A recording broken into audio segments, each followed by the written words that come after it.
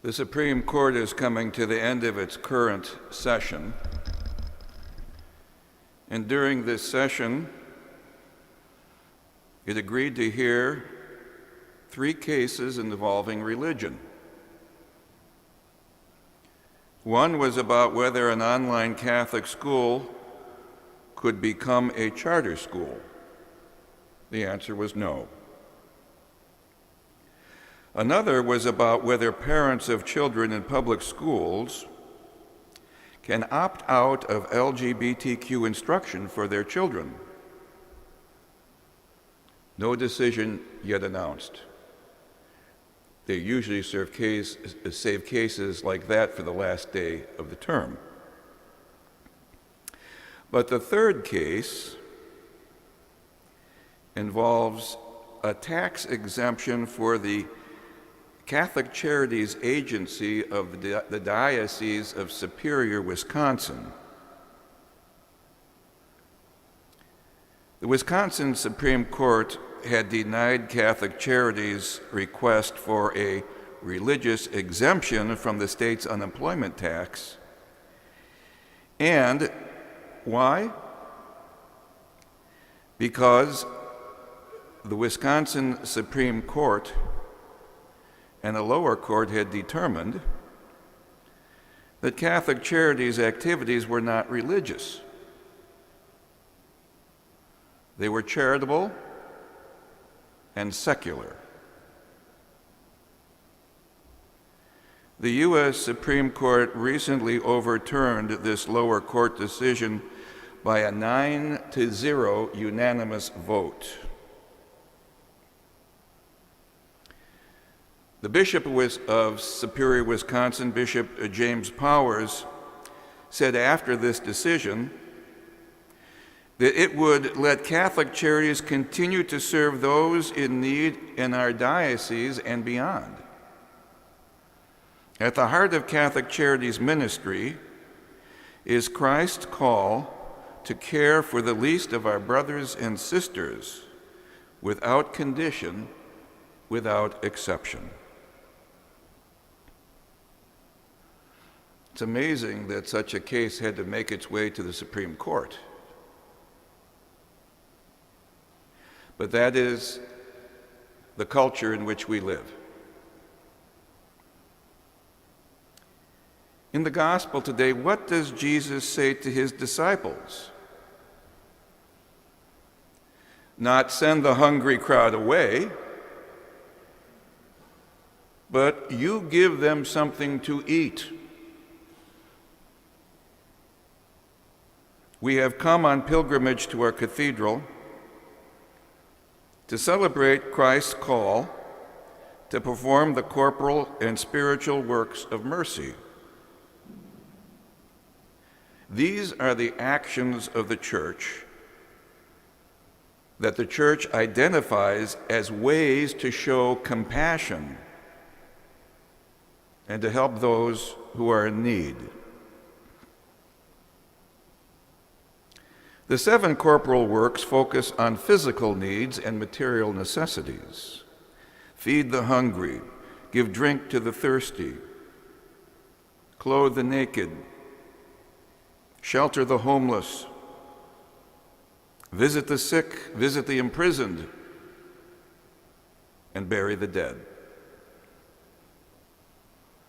These actions reflect Christ's example of humble service, of caring for others in their various forms of want. The 7 spiritual works of mercy are: counsel the doubtful, instruct the ignorant, admonish the sinner, comfort the sorrowful, forgive injuries, bear wrongs patiently, and pray for the living and the dead. These works emphasize the importance of aiding others in their spiritual and emotional struggles in a way that makes visible the love and compassion of Christ.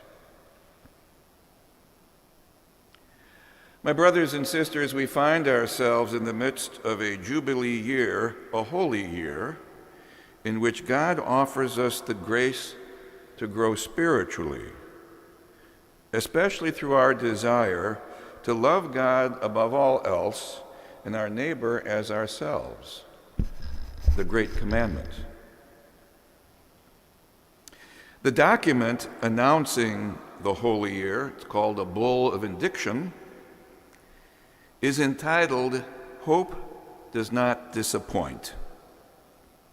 It's taken from the 5th chapter of Romans, verse 5. There we hear, hope does not disappoint because God's love has been poured into our hearts through the Holy Spirit who has been given to us. Pope Francis, the author of this document, then identifies signs of hope that could accompany this Jubilee year. The first sign of hope should be the desire for peace in our world, which finds itself immersed in the tragedy of war. May the Jubilee remind us that those who are peacemakers will be called children of God.